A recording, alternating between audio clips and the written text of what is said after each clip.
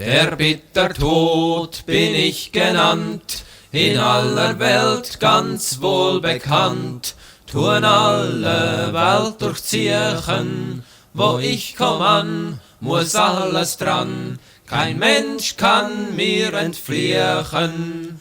Dem Kaiser tritt ich vor sin Thron und riss ihm von sim Haupt die Kron.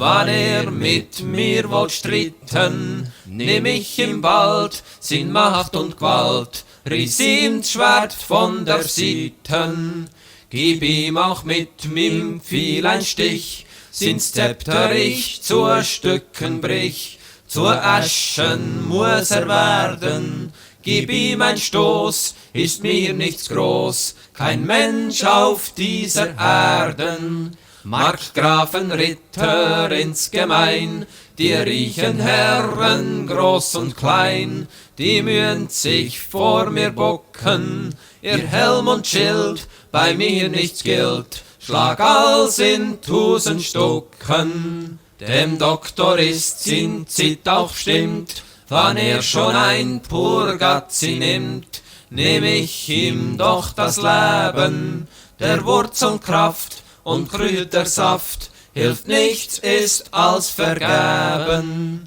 Die Jüngling nehm ich bei dem Haar, die noch wenn leben lange Jahr, die werden sehr betrogen, bin wie ein Blind, nimm auch die Kind, die noch nicht Hand ausgezogen. Jungfräulein sind mir nicht zu fien, ich dämpfe ihren Hoffart-Schien, tun ihren Mut will stillen, ihr stolzer Gang wird gar nicht lang, zum Grab müssen's bald eilen.